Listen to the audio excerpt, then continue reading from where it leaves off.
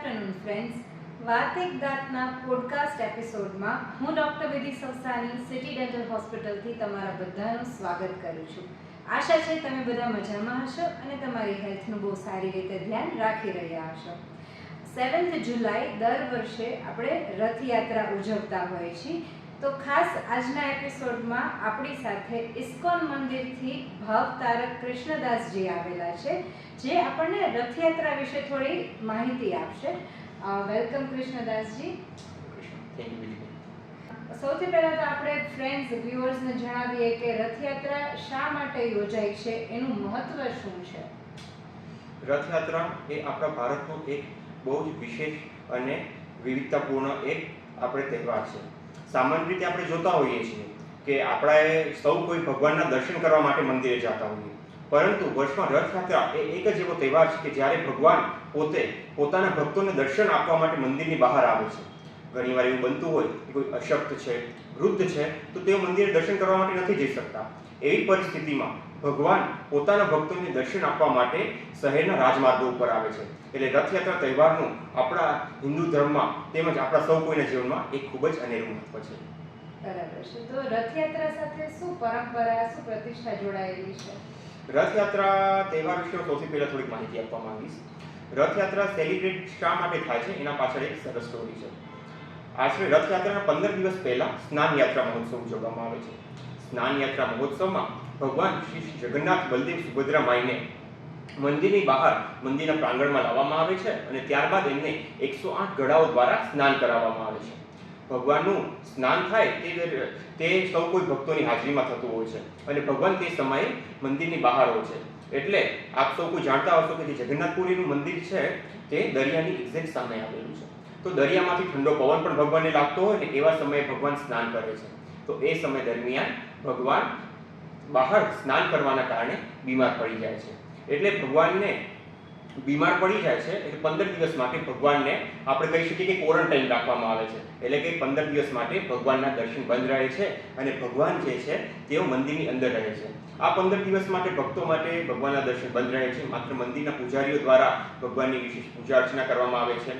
આપણે જેવી રીતે બીમાર પડ્યા હોઈએ અને આપણે જે પ્રમાણે ફૂડનું ધ્યાન રાખવામાં આવતું હોય, આયુર્વેદિક ફૂડ આપવામાં આવતું, એ મુજબ ભગવાનને પણ વિવિધ હર્બ્સ વાળું ફૂડ આપવામાં આવે છે, જેથી ભગવાન ફરીથી જલ્દીથી સ્વસ્થ થઈ જાય. 15 દિવસ પછી ભગવાન સ્વસ્થ થઈ જાય છે. એટલે સ્વસ્થ થઈ જાય પછી ભગવાન પોતાના ભક્તોને મળવા માટે પોતે શહેરના રાજમાર્ગો ઉપર આવે છે. આવી રીતે રથયાત્રાનો તહેવાર ઉજવવામાં આવે છે. શ્રી જગન્નાથપુરીમાં ભગવાનની જે રથયાત્રા છે તે ભગવાનનું મંદિર, જેને શ્રી મંદિર કહેવામાં આવે છે, તે શ્રી મંદિરથી ભગવાનની માસી ગુંડીચા મહેલ એટલે કે ગુંડીચા મંદિર સુધી કરવામાં આવે છે. એટલે રથયાત્રાના આગલા દિવસે એક ગુંડીચા માર્જન મહોત્સવ ઉજવવામાં આવે છે, જેમાં ગુંડીચા મંદિર જે હોય છે તેની સફાઈ કરવામાં આવે છે.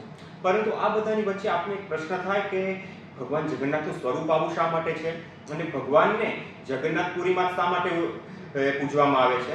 તો એના માટેની એક બહુ જ સુંદર સ્ટોરી છે.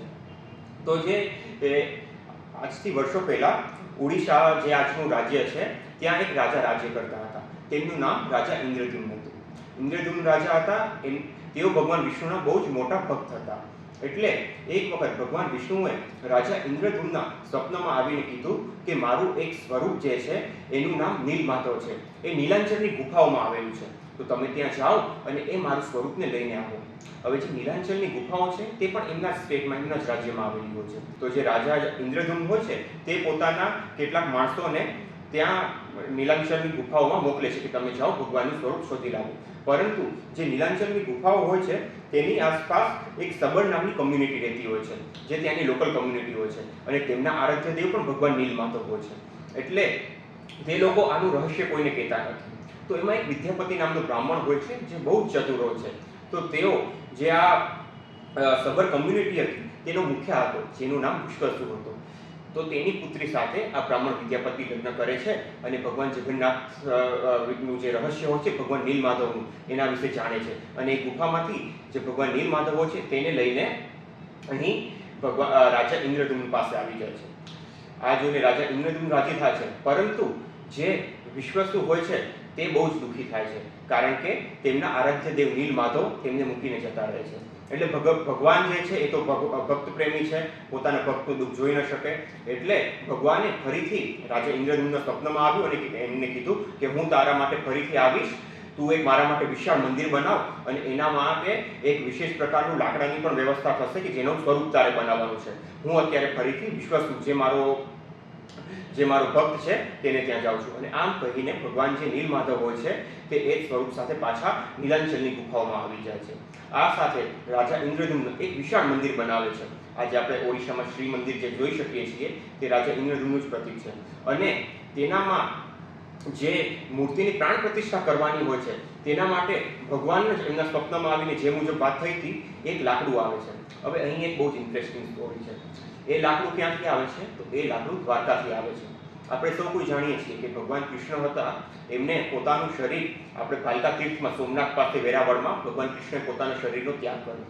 એ શરીરનો ત્યાગ કર્યો ત્યારબાદ જે એમનું હૃદય હતું ને તે જ નષ્ટ નહોતું પામ્યું, બાકીનું બધે એમના શરીરના જે અંગો હતા તે નષ્ટ પામ્યા હતા. એટલે એ હૃદયને ત્યારે દરિયાની અંદર જવા દીધું હતું. દરિયાની અંદર વિસર્જિત કર્યા પછી જે એમનું હૃદય હતું તે આ લાકડાની અંદર આવી અને રાજા ઇન્દ્રદ્યુમ્ન પાસે અહીં જગન્નાથપુરીમાં આવ્યું. એટલે રાજા ઇન્દ્રદ્યુમ્ને ત્યાં માણસોને મોકલ્યા દરિયા પાસે કે જાઓ તમે લાકડું લઈ આવો, પરંતુ એ લાકડું કોઈ ઉપાડી નહોતું શકતું. 100, 200, હજારો સૈનિકો લાગ્યા પરંતુ કોઈનાથી એ લાકડું ઉપડ્યું નહીં. એટલે ભગવાને જ રાજા ઇન્દ્રદ્યુમ્નને કીધું કે તું મારો જે શુદ્ધ ભક્ત છે વિશ્વસુ એને બોલાવો. એટલે જે સબર કમ્યુનિટીનો મુખ્ય વિશ્વસુ હતો એ આવ્યો અને તેને એકલા જ પૂરેપૂરું લાકડું ત્યાં લઈ આવ્યું. ત્યાર પછી એ લાકડું તો આવી ગયું, હવે ભગવાનની મૂર્તિ કેવી રીતે બનાવી એના માટે રાજા ઇન્દ્રદ્યુમ્ને અલગ અલગ કારીગરોને બોલાવ્યા. એ અલગ અલગ કારીગરો હતા, દરેકે મૂર્તિની બનાવવા માટે અંદર પોતાના ઓજારો પુરવવાની ટ્રાય કરી પરંતુ કોઈ સક્સેસફુલ ન થયું. એટલે આપણા જે ભગવાનના કહેવાય કે ભગવાનના આર્કિટેક્ટ છે વિશ્વકર્મા ભગવાન, એ વિશ્વકર્મા ભગવાન એમના દરબારમાં આવ્યા. તેઓ એક વૃદ્ધનું રૂપ લઈને આવ્યા અને તેઓએ કીધું કે હું 21 દિવસની અંદર તમને ભગવાનનું સ્વરૂપ રેડી કરીને આપીશ, પરંતુ મારી શરત માત્ર એટલી છે કે આ 21 દિવસ સુધી કોઈએ પણ ભગવાનના આ મંદિરના કપાટ ખોલવાના નથી. તો શરત મંજૂર કરી અને જે વિશ્વકર્માજી હતા એ વૃદ્ધનું રૂપ લઈને અંદર ભગવાનની મૂર્તિ બનાવવા લાગી ગયા. થોડા દિવસો ગયા. 11 દિવસ પછી જે રાણી ગુંડીચા હતા એમને મનમાં શંકા ગઈ કે થોડા દિવસ સુધી તો અંદરથી અવાજ આવતો હતો, કંઈક અંદર કાર્પેટિંગનું વર્ક થાય છે પરંતુ હવે તો કંઈ અવાજ જ નથી આવતો, તો શું એ વૃદ્ધ ગુજરી તો નહીં ગયા હોય? એટલે એમને ચિંતા થઈ અને એમને જીદમાં આવીને એ દ્વાર ખોલાવ્યા. એ દ્વાર ખોલાવ્યા તો ભગવાનનું જે સ્વરૂપ હતું એ અડધું બનેલું હતું. ભગવાન જગન્નાથ અને બલદેવ એ બંનેના માત્ર હાથ અને છાતીનો ભાગ સુધીનો ઉપરનો ભાગ બનેલો હતો, નીચેનો ભાગ બાકી હતો. અને માતા સુભદ્રાના તો હાથ પણ નહોતા બન્યા, એમનો તો માત્ર મુખ અને થોડોક શરીરનો ભાગ હતો. તો જે મુજબ વાત થઈ હતી એ મુજબ વિશ્વકર્માજી તો જતા રહ્યા કે મેં તમને કીધું હતું મારી શરત મુજબ કે વચ્ચેથી કોઈ ખોલશે તો હું ત્યાં જ સ્ટોપ કરી દઈશ. પણ રાજા ઇન્દ્રદ્યુમ્નની પ્રાર્થના સાંભળી અને ભગવાને કીધું કે કાંઈ વાંધો નહીં, હું આ મૂર્તિમાં પણ હું મારા પ્રાણ પૂરી દઈશ. અને એ મુજબ એ મૂર્તિની આજે પૂજા કરવામાં આવે છે. એટલે આપણે જોઈ શકીએ છીએ કે ભગવાન જગન્નાથ બલદેવ સુભદ્રાનું સ્વરૂપ શા માટે અલગ છે, કારણ કે એ આવી રીતે અડધું જે આ સ્ટોરી ઉપરથી આપણે સમજી શકીએ છીએ. ત્યાર પછી રાજા ઇન્દ્રદ્યુમ્ન અને રાણી ગુંડીચાને ભગવાન વરદાન માંગવાનું કહે છે. તો રાજા ઇન્દ્રદ્યુમ્ન એવું માંગે છે કે ભગવાન તમે માત્ર મારા સુધી સીમિત ન રહો, પૂરા જગતની અંદર તમે પૂરા જગતના ભગવાન થાઓ અને તમે સૌ કોઈને દર્શન આપો, આવો મારો ભાવ છે. તો ભગવાન એને તથાસ્તુ કહે છે અને આમ રાજા ઇન્દ્રદ્યુમ્ન એને પૂરા જગતના નાથ એટલે કે જગન્નાથ કીધા હતા. આમ ભગવાન જગન્નાથ બહુ જ પ્રચલિત થાય છે. આપણે પેલા સ્ટોરી સાંભળી એમ કે ભગવાન જગન્નાથ પછી બીમાર પડી જાય છે એટલે રથની અંદર સવાર થઈ અને રાણી ગુંડીચાના મહેલ સુધી આવે છે અને આમ રથયાત્રા સેલિબ્રેટ કરવામાં આવે છે. ખૂબ જ ઇન્ટરેસ્ટિંગ સ્ટોરી હતી ને ઘણા બધા વ્યુઅર્સ આના વિશે જાણકાર નથી હોતી. તો આ રથયાત્રા સમયની સાથે સાથે એનો વ્યાપમાં કઈ રીતે વધારો આવ્યો છે એના વિશે થોડું આપણે વ્યુઅર્સને કહીએ. સમયની સાથે સાથે ભૌગોલિક અને સાંસ્કૃતિક સીમાઓને તોડતા આ રથયાત્રાનો વ્યાપ વિશ્વમાં વધી ગયો છે. આજથી થોડા વર્ષો પહેલા તો કહી શકીએ કે માત્ર ઓડિશામાં, બંગાળમાં, બિહારમાં તેમજ ગુજરાતના કેટલાક પ્રદેશો સુધી જ રથયાત્રા સીમિત હતી અને કેટલીક જગ્યાએ રથયાત્રાનો ઉજવણી કરવામાં આવતી હતી. પરંતુ 1969માં એસી ભક્તિવેદાંત સ્વામી પ્રભુપાદ જેઓ ઇસ્કોનના સંસ્થાપક આચાર્ય છે, તેઓએ વિદેશમાં જઈને ભગવાનના નામનો પ્રચાર પ્રસાર કર્યો છે, ભગવદ્ ગીતાનો પ્રચાર પ્રસાર કર્યો છે, અને તેઓએ વિદેશોમાં પણ રથયાત્રા સેલિબ્રેટ કરવાનું સૂચવ્યું છે. તો તેમની આજ્ઞાથી આજે વિશ્વની દરેક કન્ટ્રીઝની અંદર પૂરા વિશ્વભરમાં ઇસ્કોન મંદિરના 800 મંદિરો છે. તો એ 800 મંદિર અને 1000થી વધારે નાના મોટા સેન્ટર્સ છે. તો દરેક જગ્યાએ રથયાત્રા સેલિબ્રેટ કરવામાં આવે છે. આજે કહી શકાય કે વિશ્વના મોસ્ટ ઓફ શહેર, ચાહે તમે લંડન લઈ લો, વોશિંગ્ટન લઈ લો, પેરિસ લઈ લો, ન્યૂ વર્જિનિયા લઈ લો, કોઈ પણ વિશ્વનો ખૂણો હોય, દરેક જગ્યાએ ભગવાન જગન્નાથ બલદેવ સુભદ્રામાઈની રથયાત્રા કાઢવામાં આવે છે. અને ભગવાન જગન્નાથ બલદેવ સુભદ્રામાઈ, આપણે તો કહી શકીએ કે ભારતની અંદર બધા ભગવત પ્રેમી હોઈએ, ભગવાનને જાણતા ઓળખતા હોઈએ એટલે ભગવાન આપણને દર્શન આપે છે. પરંતુ વિદેશની અંદર તો ભગવાન એટલા દયાળુ છે કે જે પતિત જીવો તેમને ઓળખતા નથી તેમને પણ દર્શન આપીને ભગવાન તેમનો ઉદ્ધાર કરે છે. તો આપણા દર્શક મિત્રો માટે તમારા તરફથી કોઈ વિશેષ સંદેશ આપશો? શ્યોર. આપણી જે રથયાત્રા છે તે આપણને એકતા, પ્રેમ, ભાઈચારો અને શાંતિનું પ્રતીક સૂચવે છે. રથયાત્રા દરમિયાન આપણે જોઈ શકીએ છીએ કે રથયાત્રામાં કોઈ પણ પ્રકારનો ભેદભાવ નથી હોતો. અબાલ વૃદ્ધ, જ્ઞાતિના ભેદભાવ વગર, જાતિ ધર્મના ભેદભાવ વગર સૌ કોઈ પ્રેમ ભક્તિમાં લીન થઈને ભગવાનની ભક્તિમય સેવામાં ભગવાનના રથને ખેંચી જાય છે, ભગવાનના મંદિર સુધી પહોંચાડે છે. તો આપણે આપણા સમાજમાં, આપણા પૂરા વિશ્વમાં, આપણા દેશભરમાં જો શાંતિ, પ્રેમ, ભાઈચારો, એકતાને વધારવા હોય તો આપણે 4 સિદ્ધાંતોને આપણા જીવનમાં ઉતારવા જોઈએ. એ 4 સિદ્ધાંતો છે દયા, તપસ્યા, સત્યતા અને પવિત્રતા. તો આ 4 સિદ્ધાંતો કેવી રીતે ઉતારી શકીએ?